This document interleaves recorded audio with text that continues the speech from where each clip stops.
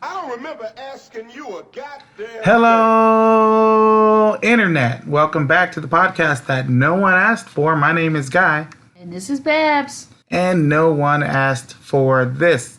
Today, we are talking about episodes 3, 4, and 5 of HBO's Watchmen.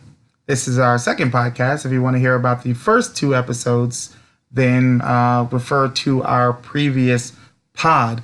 So, in summary, in the third episode is basically the Silk Spectre episode where we reintroduced Laurie Blake, who is a character from the original Watchmen comic, and kind of catch up to where she was and what she was up to. In episode 4, we met the person that took over Adrian Veidt's company, Lady True. And we find out that the weird old guy that from the first two episodes, from the first 3 episodes, is actually Adrian Veidt, or Ozymandias. And episode 5, I will refer to as Mirror Guy episode, as Laurie Blake calls him all the time for no reason. Mirror Guy episode, which was, I think it's one of the standout episodes of the series. But let's discuss it in our usual manner and get into our categories. Babs, you ready to do this? I'm ready. Let's go. Okay, gut reaction to how the show has progressed. I am still just as intrigued as I was before. In true Lost fashion, this show answers one question and makes you ask 5 more questions. So it's like just when you think you have one thing figured out, there's some more things that you're like, wait a minute, what's going on with this situation? It's a Lindelof tradition to leave every episode with 3 new questions after answering one question. I am more excited about where the show is going than I was after 2 episodes.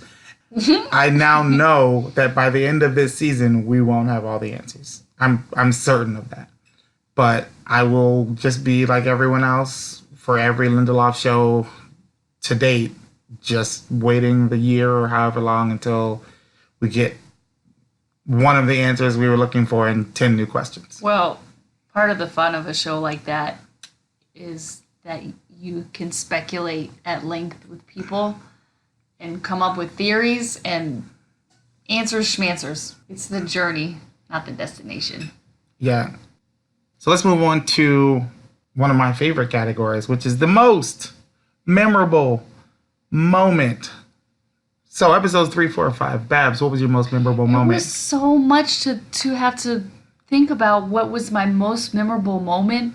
Like, the first thing that came to my mind was the Looking Glass, his origin story, that whole episode 5. But at the beginning, you really learn about him when he was young, and he was just this Bible thumper kid. Hustling those watchtowers. Yep, passing out the flyers and stuff, and then this girl, like, basically dupes him and steals his clothes, and that's right before the squid event. Which, 11-2. Yeah, so then you see... One of the things that stood out to me in this episode was, so in the beginning, this is his, and this girl, like this cute girl, like takes him into the mirror room in the carnival, and then that's when the event happens, but she like steals his clothes, and she was like faking like she was going to try to blow him, and then she left.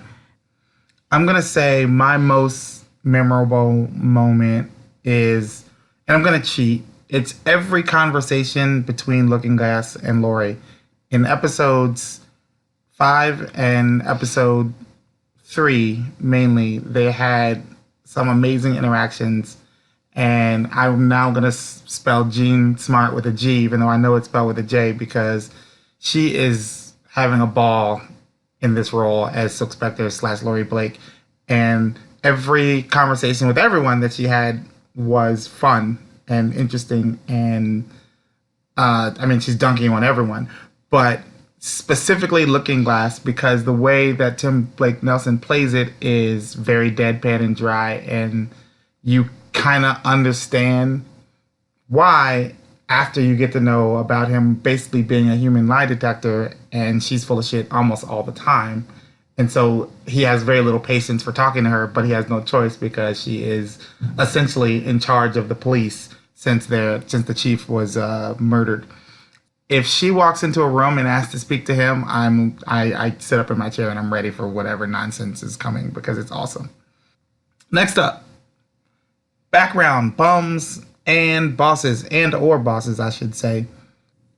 And I'll go first. I don't think I'll ever have a bum for this show, but my boss is gonna go to Red Scare and Panda. We finally got more Panda. He showed up in, I think, episode 5. And Red Scare had a great interaction with Lori because everyone's interaction with Lori is great. And also, when he was eating the lettuce from the first episode, which was ridiculous and also very on brand for what he's been doing so far in the show. But I just want to give they are my background bosses, Red Scare and Panda. We've only seen Red Scare without his mask one time, I believe, and that was the first episode. And the rest of the time, and we've never seen Panda without his giant DJ head on. But when they show up, they use their screen time wisely. What about you? So I'm going with Dr. Manhattan Sex Toys for my background boss right here. Because I wonder, like, how what are the capabilities of these things? This is interesting. What does this do? I mean, I know what it does, but... They set it up because the camera lingers on the case earlier in the episode, and, that leads the audience to be like, hey, I wonder what's in there. And it just turns out to be a giant blue dildo. It's amazing. You never have too many of those, I'm telling you. Next up, this is the category that was much easier after the first 2 episodes, but is hard as shit now. And that is the most valuable performer. Babs, who you got? I'm going to go with former Silk Spectre, Lori Blake here. I like you said earlier, she just commands every moment. She comes off as a woman who used to be a superhero and is now in a different phase of her life. And there's age and there's wisdom, and she kind of has both. And at the same time, you can tell she's a little bit jaded with how things have gone for her. There's scar tissue. Yeah, she's like, so I bugged your cactus, and she's like, oh, don't worry about it. I bug everything. I'm the FBI. We bug stuff. Yeah, that was the matter of factness, but also that's just every chance she gets to fuck with him, Looking Glass, she does, which is a good transition because Looking Glass is my most valuable performer because in these 3 episodes, he got an episode basically where he was the point of view character, and we got to know a little bit more about his baggage, right? Like, he has emotional baggage because he grew up a Jesus freak and then, got hit with a psychic blast from a squid and now wears basically aluminum foil, tinfoil hats, dead on tinfoil hats, not a metaphor. And he also is a person that is in his core just trying to do the right thing in the world. So earlier in our previous pod, I said I don't know whether he's a good guy or a bad guy, and that kind of thought process doesn't really play within the world of the Watchmen anyway. But it's clear that he's a good guy, and now he's in a situation where he's mixed up with the 7th Cavalry because they showed him the Adrian Veidt deep throat video camera thing or whatever that was. So I'm most intrigued about his journey as it relates to both Sister Night and Lori Blake going forward. I feel like that's your holy trinity for the show and who you're going to know the most about. And I'm ready for it, and I'm going to have to give it to him. The actor, the way he plays it, is you can see with very little emotion on his face, kind of everything he's feeling throughout this episode. And also, when he has his Looking Glass mask on, it's just he stands and walks different from the way he does when he doesn't. Next up, special shout-outs. Babs, who's your special shout-out? I want a special shout-out to Lady True, because that was kind of when I was thinking of a memorable moment. So we first kind of meet her. She comes to these people's house, and is like, I want to buy your land. Oh, also I made you a baby. Do you want it? Because if not, I can just kind of throw it out or whatever. Haha, just joking. Do you want this baby or what? And that was our introduction to her. She has like an egg timer. Yeah.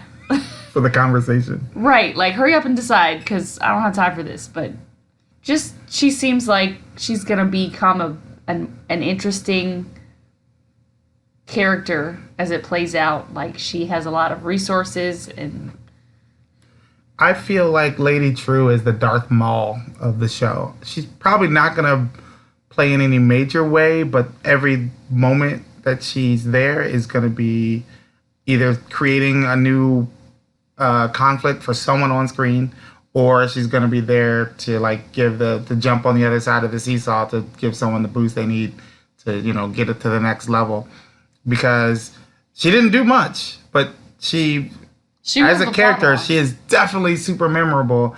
And she starts the episode and then ends it when you find out that Will, Angela's grandfather, can walk and he stands up out of the wheelchair, and they have some scheme going on together, but we don't know why she's helping him or where they met or what their relationship is. So it's just more questions. But yeah, I consider her the Darth Maul of Watchmen.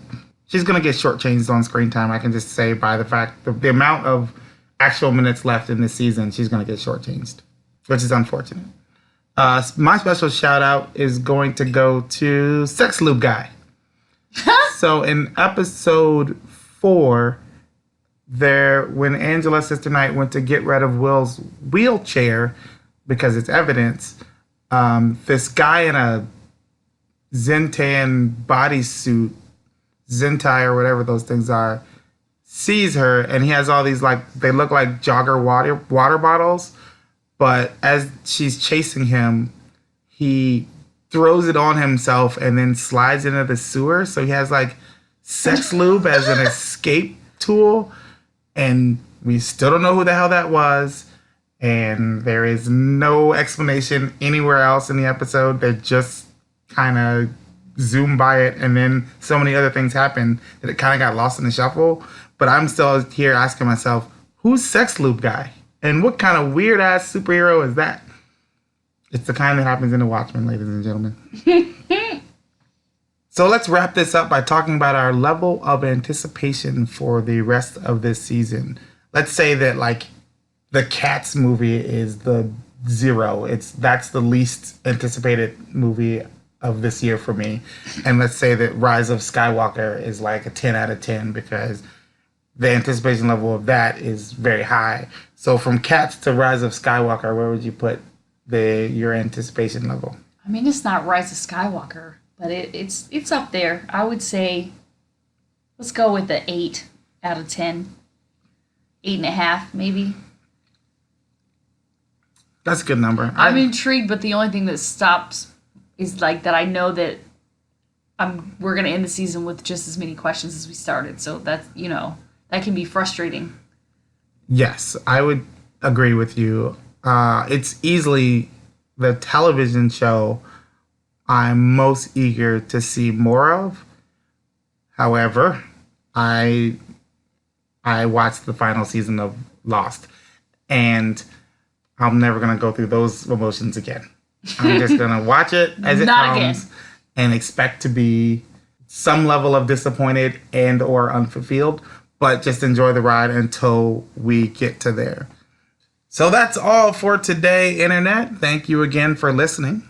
And if you were thinking that this was a waste of your time, Babs. No one asked for this. Exactly.